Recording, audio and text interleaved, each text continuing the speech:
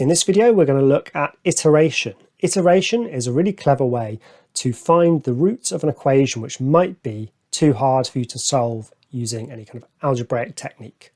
It is in the GCSE course, so you might have seen it before, but if not, I'm going to explain it all from start to finish. Let's have a look. All right, I'm going to show you this in a slightly funny order.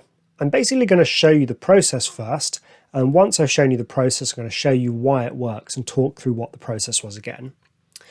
So let's say we wanted to solve this quadratic. Now, you can solve quadratics, right? We could use the quadratic formula, you could complete the square, you've got options, right? We're going to solve it a different way. And it's a bit pointless to solve it a different way, but we're going to quickly have a look at equations you couldn't solve any other way. So here is a way to solve this that does work. Okay, I'm going to go through it now and then I'll explain it afterwards. Rearrange this so that it says x squared equals x plus 1. Square root both sides. So x is the square root of x plus 1. And now here's what I'm going to do. I'm going to use a recurrence relation, which I've talked about in my sequences and series chapter, of each successive term is the square root of the previous term plus 1, which is basically just taking this formula and having the term over here, x, becoming the next term of your sequence, and the x inside the bracket here just being your previous term, and then basically guessing a first value. Let's just guess 0. I know 0 is not a solution of this equation, but let's just guess 0. So often my first guess I call x sub 0. It's like the thing before I've even generated any good guesses. Now, each successive term, I just use this formula to help figure out what it is. So x1 is the square root of x0, which just was 0, plus 1. Okay, well that turns out to be 1. My next best guess is the square root of my previous term, 1, plus 1 again, which is the square root of 2. My next guess as to the solution of this equation is the square root of my previous term, which is the square root of 2 plus 1. I know this is the first one that there's no nice way to write this, so I'm just going to write, I'll just figure out what it is on the calculator.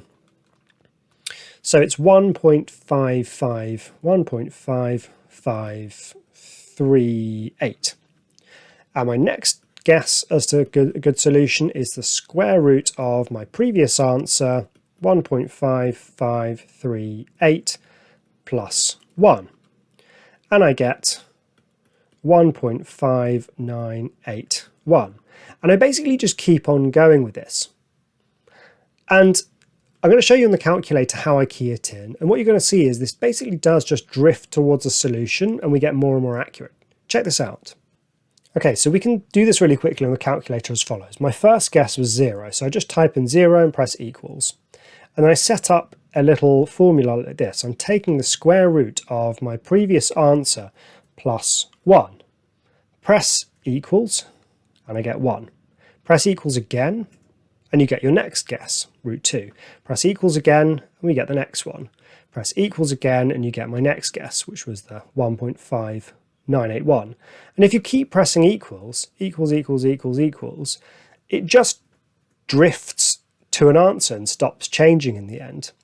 Right? It's no longer changing, and that is one of the solutions to this equation. Any maths nerds out there might recognize that as the golden ratio, which is kind of cool. Google it. So this process works.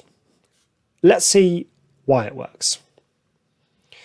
All right, so here is a graphical representation of what was going on. Remember, what I did is I split this up into, I said x squared equals x plus 1, and I took the square root of each side. X equals the square root of x plus 1. And then I graphed these. So in red, I've graphed the left-hand side, y equals x.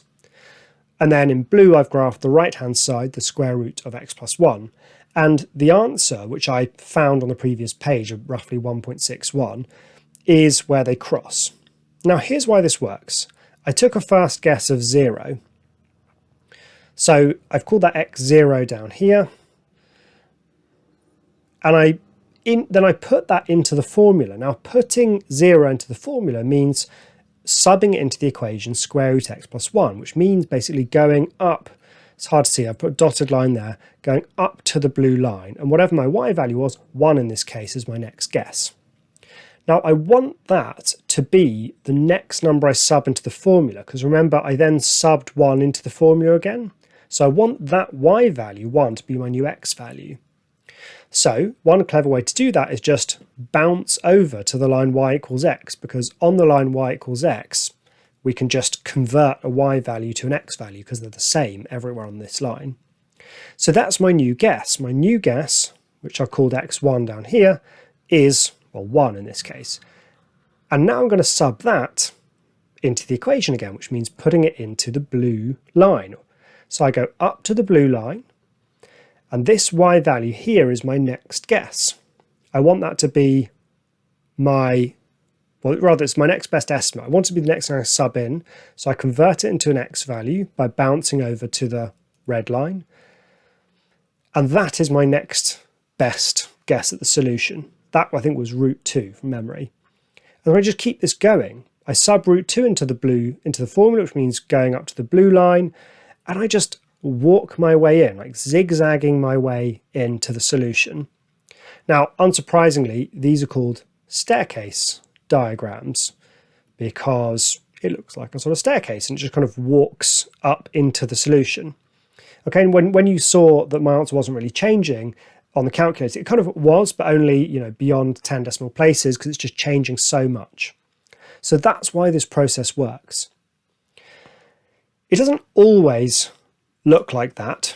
For example, let's say I was trying to solve x equals cos x.